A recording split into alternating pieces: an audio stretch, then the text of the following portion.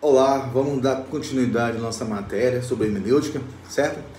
E agora iremos falar sobre hermenêutica quanto à questão da linguagem, que é o positivismo e linguagem, correto?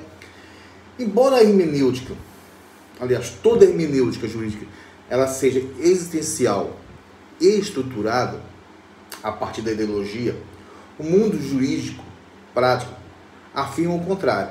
De que forma? Que o direito pretende estabelecer uma técnica própria que consiga enquadrar a interpretação do direito, ou seja, tentar compreender a norma jurídica, correto? Então, dentro dessa perspectiva, em um todo no fenômeno jurídico, envolvendo normas, fatos e juristas, privilegia-se justamente a norma jurídica como centro da hermenêutica. Estamos falando sobre positivismo. Todo positivista, ele fala que a norma jurídica é a mais importante de tudo. Kelsen fala sobre isso. Ele é categórico em dizer que a norma jurídica é a parte mais importante do ordenamento jurídico, em regra. Correto? Então, a norma jurídica, para o positivista, ela é o centro da hermenêutica, certo? Então, o temor dos positivistas é de que o jurista poderia relativizar o direito, fazendo pender a interpretação às suas percepções, inclinações e interesses. Imagine você, um magistrado, julgando, correto? Prolatando a sua sentença conforme as suas percepções ou seus interesses. Aí quebraria um princípio primordial, que é da imparcialidade. Aí ele passaria a ser parcial. Então, para os positivistas, para o positivista, eles têm medo, que o jurista poderia relativizar o direito. O direito é relativo, vai conforme o meu bem entender. Correto? Então, os fatos não falam por si. Porque são o quê? São insígnias, depende de quê? De provas. O que leva a uma relativa indeterminação.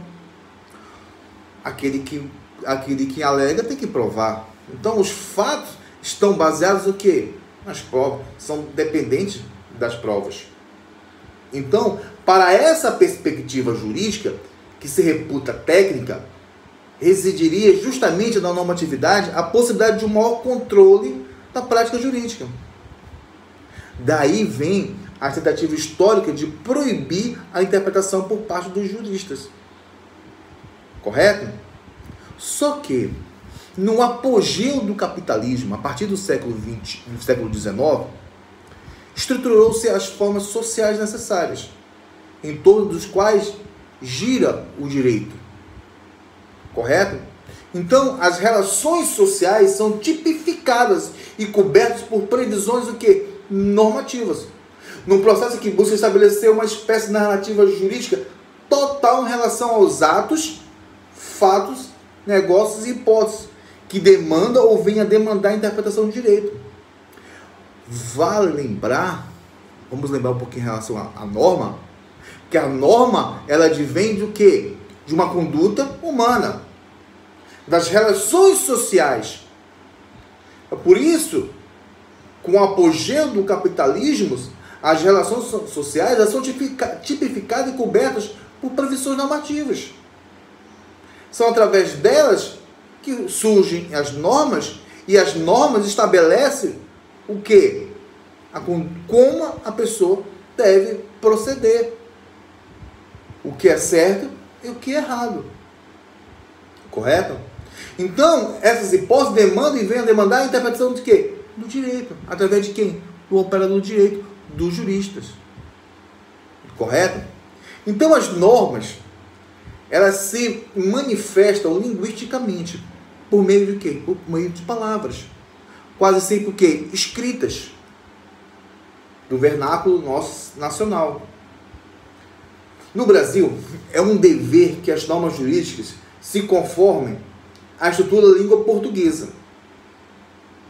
Correto? Deve estar escrito na nossa língua portuguesa. Nesse quadro, também o problema da hermenêutica jurídica acaba por se confundir em geral com o problema de linguagem. Eu morei um ano em Portugal e apanhei muito quanto à questão da linguagem. O português falado em Portugal é totalmente do português falado no nosso país. Há uma pura transformação do nosso português. O nosso português muitas vezes não tem nada a ver com o português falado em Portugal. Então, há palavras, se você buscar leis antigas, bem antes antigas, há palavras que não são mais usadas hoje no nosso texto, em nossos textos legais. Correto? Então, a compreensão quanto à linguística do texto legal, ela tem que ser compreendida conforme a época. É por isso que houve uma adaptação para o nosso português hoje.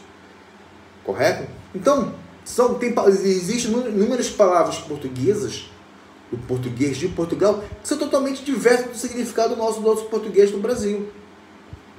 Correto? Então, o arcabouço do entendimento e da expressão da subjetividade se dá num contexto que é necessariamente linguístico. Correto? Práticas sociais, materiais, como ter coisas à mão. Somente linguisticamente se revela como, por exemplo, olha uma coisa totalmente diferente do outro. Ter o título de propriedade é a mesma coisa que ter o título de posse? Título de propriedade é uma coisa, título de posse é outra coisa. Ter o título de posse não significa que você é dono da propriedade. Agora, você tendo o título da propriedade, aí sim, você é dono. Você é proprietário daquele bem.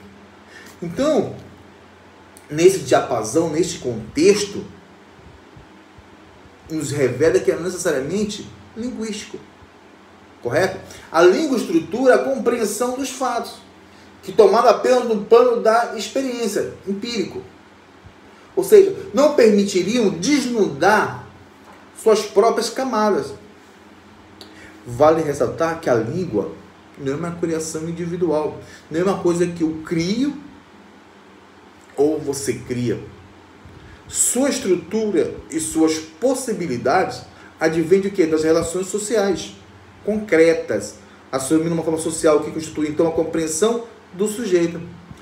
E vale ainda ressaltar que o nosso país, por ser um país continental, a própria linguagem nossa é totalmente diversa da região. Certo?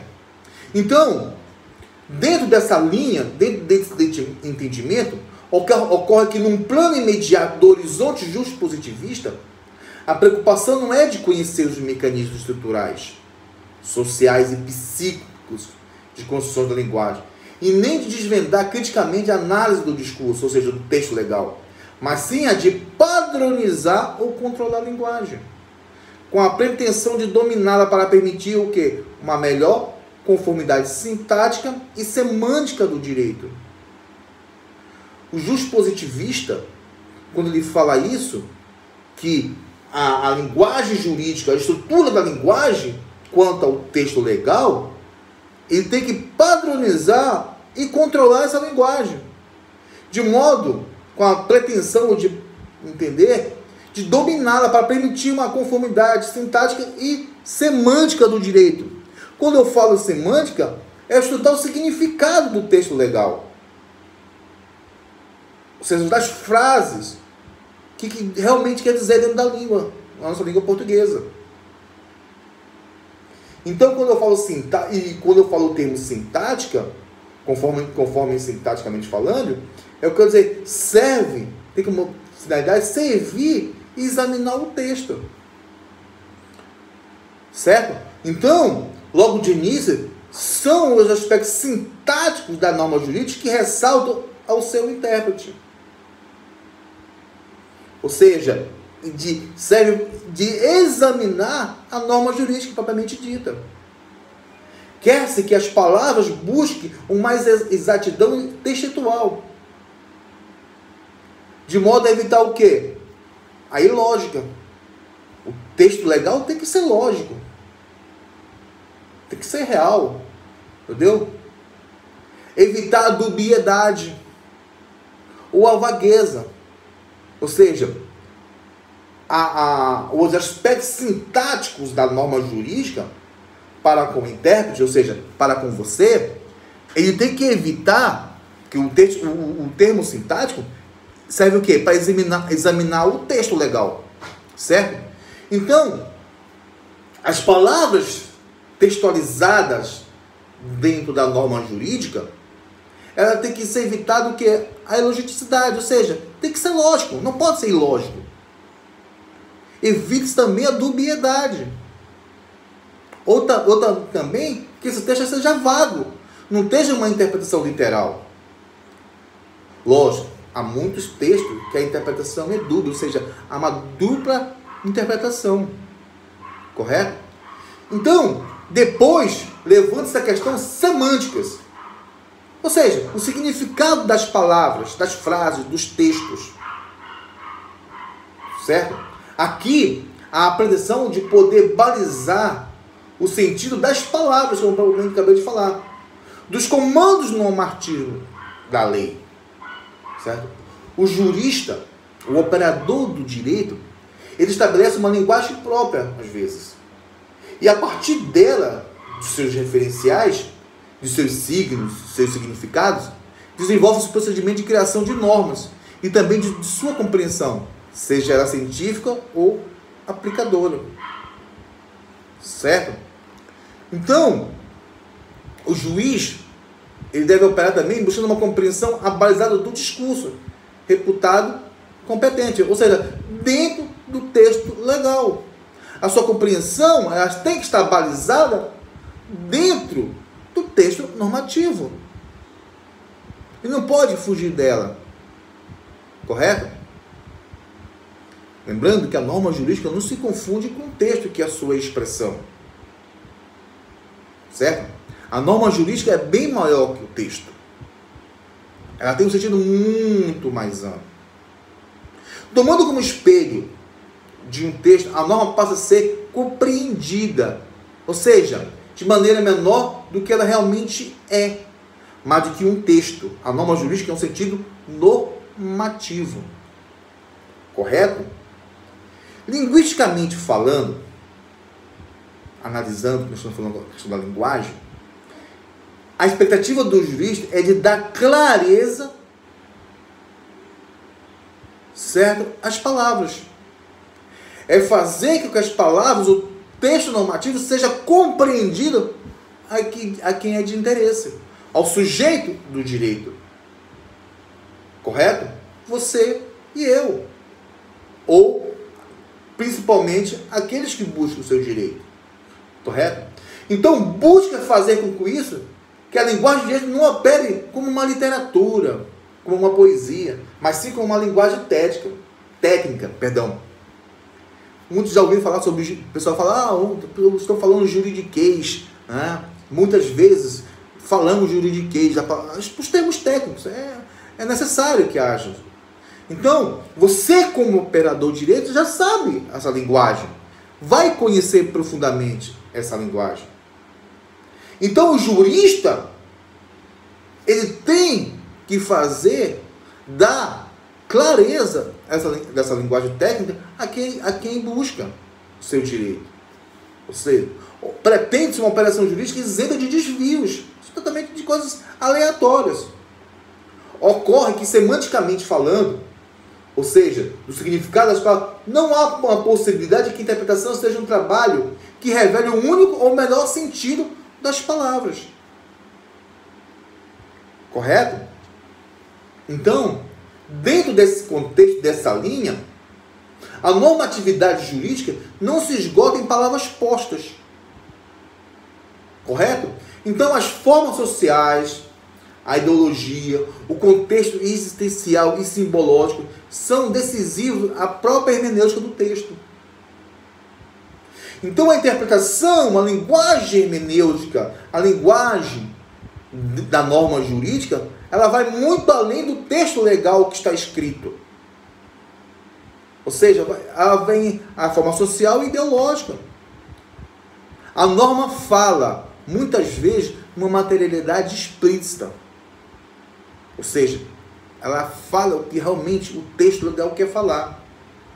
Quando se vê e se ouve, por exemplo, quando se vê e se ouve um policial determinando algo, e assim ele procede com um revólver na mão, apontando ao sujeito, a norma é esse complexo. Esse todo no que fala a verbalização, as palavras, não só uma de suas partes. Em caso a palavra posta nem sequer a palavra mais importante do mando normativo. Ou seja, quando um policial aborda ou profere uma ordem a um sujeito, né, estando munido de sua arma, o gesto, a ação, pode falar de forma linguística, não só palavras. Correto? Não só a linguagem verbal, sim também corporal. Certo? Por isso que a teoria da hermenêutica normativa busca tratar a linguagem para controlá-la. Trata de uma empreitada problemática, isso é verdade. Porque, embora um elemento fundamental e preponderante da sociedade capitalista contemporânea, as palavras da norma não se exprimem direta ou univocamente. E nem o seu controle permite dominar a totalidade da própria hermenêutica jurídica. Então, finalizando, queremos dizer o seguinte, que a norma jurídica, o texto legal, vai muito além dessa linguagem textual, correto? Está relacionado também aos fatos, correto? Ao contexto social, a linguagem verbal, corporal e outros tipos de linguagem. Ok? Então, cabe ao juiz, principalmente ao magistrado, interpretar essa linguagem e fazer com que as pessoas, o sujeito de direito, tenham um entendimento dela, daquilo que ele está querendo se expressar. Ok? Na nossa próxima aula, nós iremos falar sobre os métodos de hermenêutica jurídica. Ok? Um forte abraço a todos. Até a nossa próxima aula. Tchau!